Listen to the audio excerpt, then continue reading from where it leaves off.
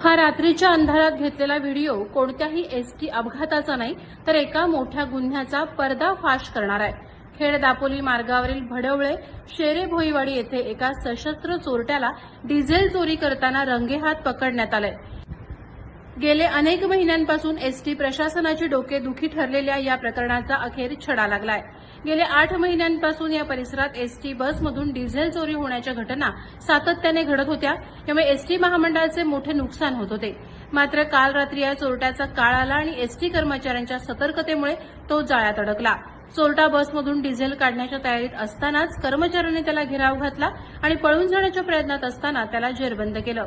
धक्कादायक बाब म्हणजे पकडण्यात आलेला चोरटा साधा सुद्धा नव्हता, त्याच्याकडून एक बंदूक आणि जिवंत कारतूस जप्त करण्यात आली।